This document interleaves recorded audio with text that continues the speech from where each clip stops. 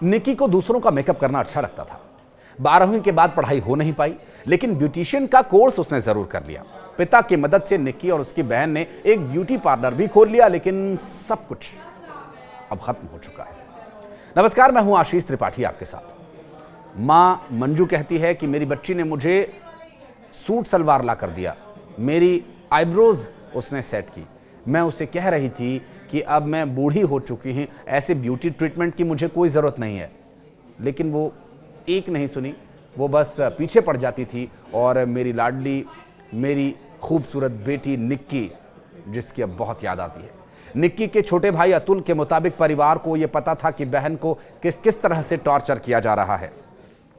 इन बातों को ठीक करने की कोशिश भी हुई, लेकिन फिर भी फरवरी में निक्की के पिता ने कहा था कि दोनों ही बच्चियों को वापस घर बुला लिया जाए। अतुल की माने तो पिता परेशान हो चुके थे। उन्होंने साफ कह दिया था कि दोनों बहनों को घर वापस ले आओ, एक शब्द भी वहां नहीं कहना।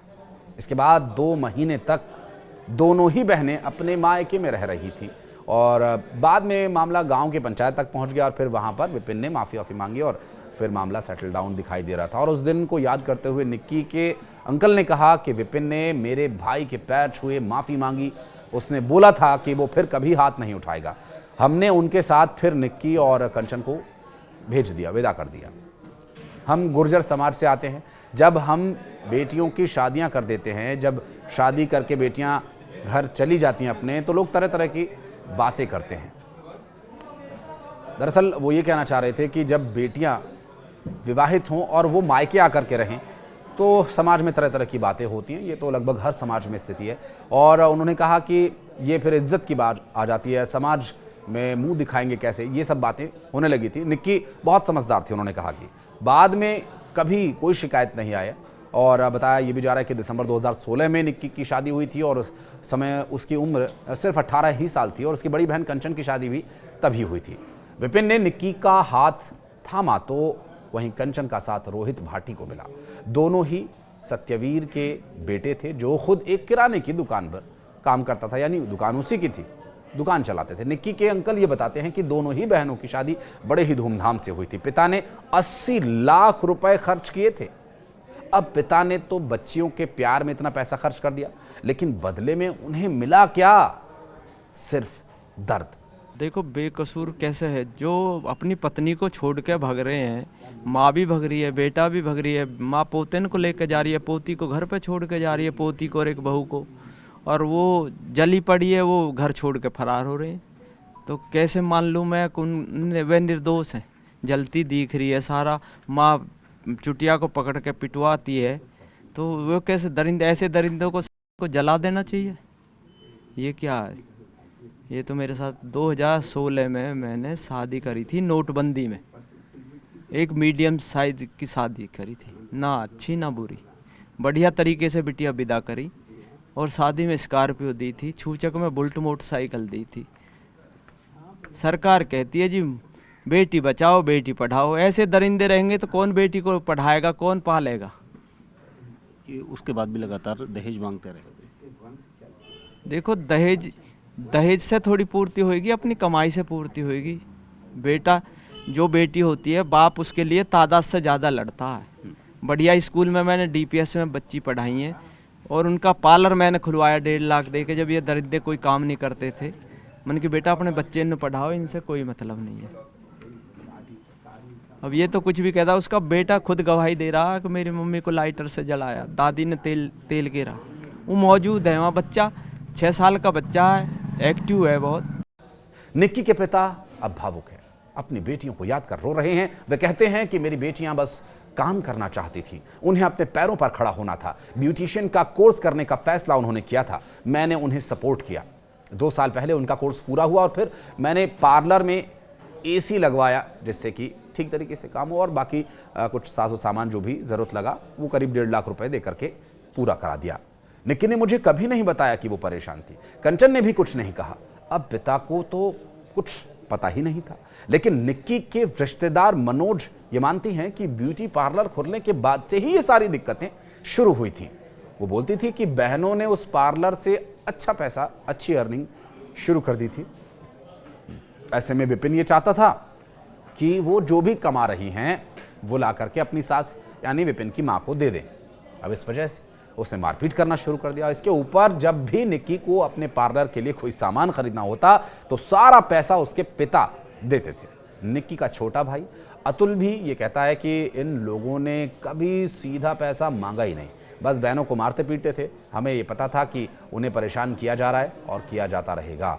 इससे पहले अपनी पत्नी निक्की को दहेज के लालच में जलाकर मारने के आरोपी पति विपिन भाटी को नोएडा पुलिस से मुठभेड़ की भी खबर आई। ये घटना ग्रेटर नोएडा के सिरसा चौराहे के पास हुई। मिल रही जानकारी के हिसाब से विपिन पुलिस हिरासत से भागने की कोशिश कर रहा था। मुठभेड़ के दौरान पुलिस ने फायर किया, जिससे विपिन के पैर में गोली लगी और उसे दोबारा हिरासत में ले लिया गया। अभी वो हॉस्पिटल में है। पुलिस के अनुसार विपिन को कासना पुलिस स्टेशन में पूछताछ के लिए ले जाया गया था और इस दौरान उसने हिरासत से भागने की कोशिश की, क्योंकि क्रिमिनल माइंडेड व्यक्ति है, और पुलिस ने उसे रोकने के लिए तुरंत कार्रवाई की और सिरसा चौराहे तक पीछा किया। विपिन को रोकने के लिए पुलिस को गोली चलानी पड़ी। ये गोली विपिन के पैर में लगी, जिसके बाद उसे तुरंत नियंत्रण में ले लिया गया और नजदीकी अस्पताल में प्राथमिक उपचार के लिए भेज दिया गया। ग्रेटर नोएडा पुलिस के एडीसीपी सुधीर कुमार ने बताया कि निक्की को जलाने के समय जो लिक्विड डाला गया था, जो फ्लेमेबल सॉल्यूशन डाला गया था, वो क्या था, उसकी रिकवरी कर ली गई है। बॉटल, जिस बॉटल में वो लाया गया था, पेट्रोल था या क्या, लेकिन विपिन ने इसी दौरान दरोगा की पिस्टल छीनकर फरार होने की कोशिश की। पुलिस पर फायरिंग भी की। जवाबी कार्रवाई में पुलिस ने एनकाउंटर किया और उसके साथ ही उन्होंने ये बताया कि पुलिस ने थिनर बरामद किया है, जिससे मृतका को जलाया गया था। तो पेट्रोल नहीं था, उस बॉटल में थिनर था। क्योंकि ब्यूटी पार्लर में अमूमन नेल पेंट्स रिमूव करने के लिए उस रिमूवर का यूज़ होता है, थिनर का, जो कि बतौर रिमूवर यूज़ किया जाता हो सकता है कि उसी का भी ये थिनर हो। विपिन भाटी को अपनी पत्नी निक्की की हत्या के आरोप में गिरफ्तार किया गया था और निक्की के परिजनों का आरोप यह है कि निक्की के ससुराल वाले लगातार 35 लाख रुपए की मांग कर रहे थे। शादी में स्कॉर्पियो गाड़ी भी दी गई थी, काफ़ी सामान भी दिया गया था। उसके बाद भी उन लोगों का लालच खत्म नहीं हुआ, उल्टा बढ़ता ही गया। मृतका की बहन कंचन ने बहन की मौत से जुड़ी कहानी बताई। उसके मुताबिक 21 अगस्त को निक्की के पति विपिन और उसके परिवार वालों ने उसके साथ बुरी तरह से मारपीट की और उसके बाद निक्की को ज्वलनशील पदार्थ डालकर आग के हवाले कर दिया। पड़ोसियों की मदद से पहले फोर्टिस हॉस्पिटल उसे ले जाया गया, फिर वहां से उसे दिल्ली के सफदरजंग हॉस्पिटल रेफर कर दिया गया, लेकिन रास्ते में ही निक्की ने दम तोड़ दिया। अब इस पूरे मामले में सबसे ज्यादा दिल दहला देने वाला पहलू तब सामने आया जब निक्की के छोटे बेटे का एक वीडियो सोशल मीडिया पर सामने आया था, जिसमें वो साफ कहता है कि पापा ने मम्मी को लाइटर से जलाकर मारा। ये वीडियो सोशल मीडिया पर काफी वायरल हो रहा है और लोगों में इस बात को लेकर आक्रोश भी है। निक्की की बहन कंचन ने बताया कि उनकी और निक्की दोनों ही की शादी एक ही परिवार में 2 भाइयों से हुई थी।